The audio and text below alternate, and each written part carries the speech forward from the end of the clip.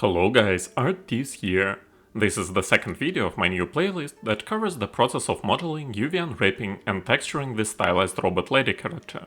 Today I'll show you the unwrapping pipeline. For this model, I use the simple old-fashioned workflow that doesn't involve baking any high-poly data.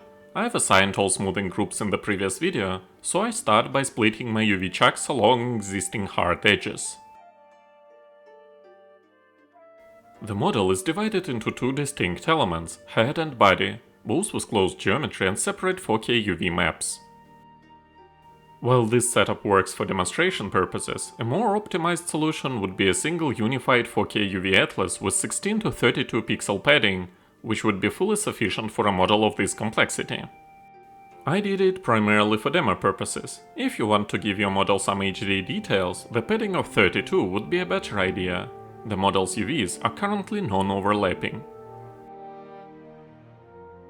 For people new to unwrapping, a hard edge is where the surface of the model changes direction abruptly, creating a visually distinct line or corner. They contrast with soft edges, where the transition is smooth and gradual, like the curve of the ball. Normally, the smooth low-poly model inherits all edge and smoothing groups data from the high-poly model. However, in our case, I simply position seams over all existing hard edges. Due to my current painting skill level with chamfered edges, I've been using them frequently, as seen in my last video.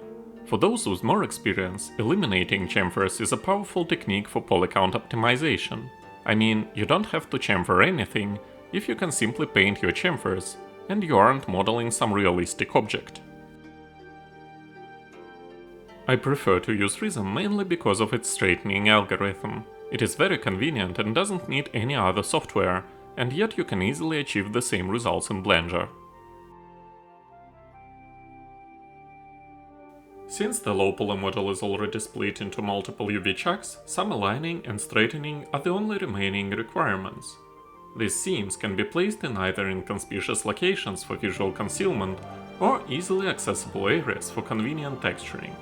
The choice is yours, but I prefer to stick to the second approach.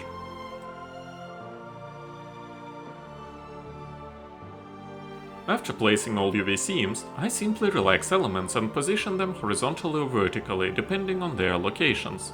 I mostly rely on Rizom's Optimize tool, O hotkey, and also its straightening algorithm. After all UV seams are assigned, I simply relax and normalize the UV chunks I get.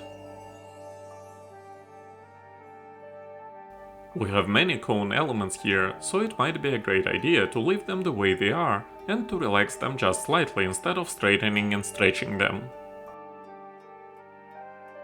Straightening some straight or almost straight chunks in 3ds Max is never a great idea unless you have some dedicated plugins. You can always do it in Blender, Maya or Rizom. Rizom highlights some overly stretched UV chunks and also some flipped UVs. You can also use the 3ds Max's X-View tool to check your model for overlapping UVs. Before packing UVs, I alter the size of several UV chunks for them to be more detailed. It is especially important for some lamps and eyes. When adjusting UV island sizes, make sure to maintain relative proportions within the same object. It is generally good practice to keep UV size variations within 20% of neighboring elements. All UV islands belonging to a single element must be scaled proportionally to avoid visible seams. Before you send your model to different software, remember to reset its rotation angles, pivot points, scale and X-form. I mentioned it a bit too late, or we are in Rizom already.